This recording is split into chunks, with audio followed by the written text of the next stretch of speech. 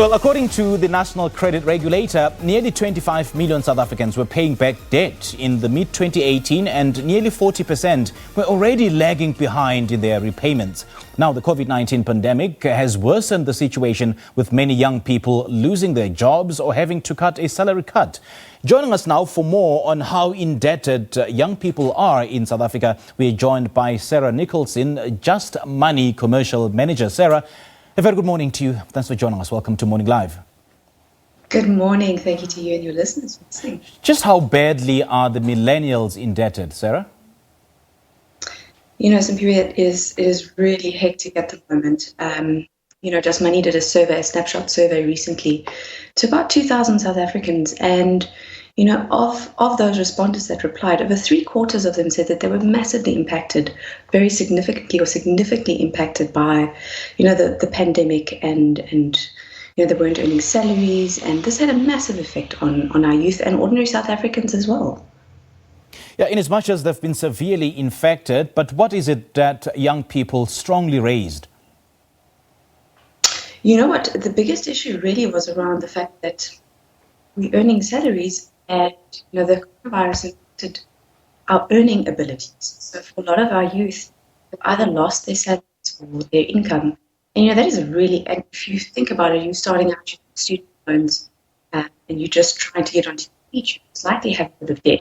So that, along with the potential loss of salaries or halving or losing a portion of your salary, it has a big impact on and it is really tough for our youth, who we really need to help grow this economy. So we need our youth to be able to survive and make a difference in the economy. So it has had a massive. We know that banks did offer a 3-month payment holiday on those who have debt, but once that period lapses, what happens? Well, what we know now is that the majority of the banks started giving payment holidays when the pandemic started. So that's actually going to start coming to an end either this month or next month. So that is quite a stark reality for a lot of people. And, part of what we also realized, we did in our snapshot survey, we also realized that, of the people that responded, 3/4 or a quarter of them said they would still be in a lot of financial trouble without the payment holiday. So that's had a big impact again. And, we need to look at what the solutions are. And I think for our youth and all South Africans who are in this type of situation, we need to look at solutions. Now is not a time for us to really stick our heads in the sand and hide from reality.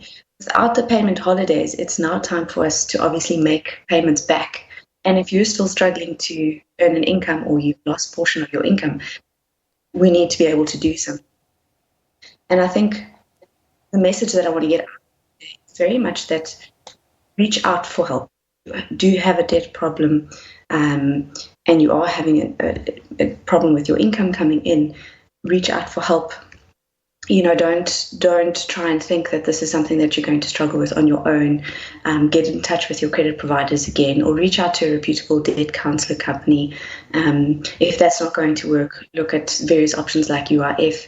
And South Africans are incredibly resilient and such entrepreneurs. This is a good opportunity for us to look at our budgets, cut what we don't need, see what other potential business or job opportunities are out there.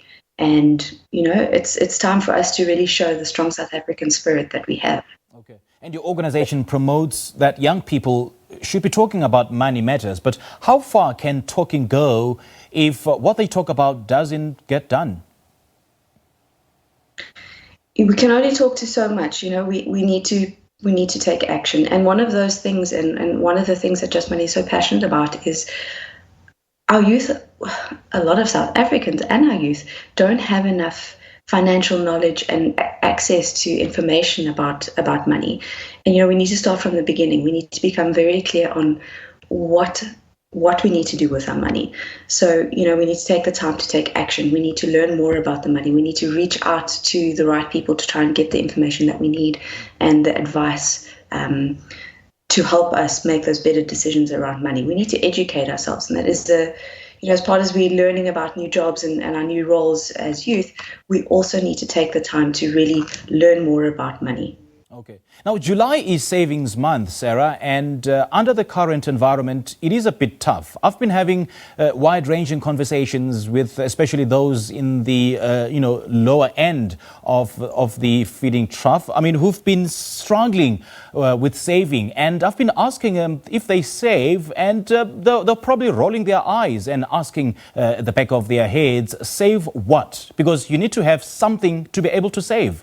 So what advice would you have for young people going forward about saving? Start small. It doesn't matter how much you're saving, as long as you're putting, even if it's a tiny amount away, it does make a difference. If it's 5 Rand, 10 Rand, 100 Rand, that constant effect of putting something away is going to teach you a habit, and, it will start. And I totally understand you can relate, where are we going to find this money away? But if it's a little bit of cash that you have shopping, put that money away. And it's something that we need to really encourage our youth to do from the beginning. The minute they start earning any income, we need to put a bit of money there. And most young people, Sarah, also face the issue or the phenomenon of black tax. I mean, did this come up in your survey, and how are young people dealing with it? It didn't come up in our survey, but it is something that we've spoken about before, and it is a real thing in South Africa, and it's a tough topic to really address, and it's a reality. So you need to look at it. You need to be really realistic about your money. You need to look at your budget. You need to see what you can afford and what you can afford, and you need to have the tough conversations with your family to say this is what we can do and this is what we cannot do. It's not something, what we've realized is that a large portion of South Africans, because the incomes are not increasing, we're actually going back in our incomes because of the inflation. We want to put, we need to get credit to survive, and we need to look at that realistically and actually have those conversations with our family and look at our budgets and say, what can we actually afford? You're quite right there, Sarah. I mean, it is really a tough conversation because, most black South Africans feel indebted to their families. With the little that they have, they feel that they definitely must pay black tax, which is a phenomenon that has been deeply embedded in the black society. Sarah, great chatting to you. Thank you so much for your time.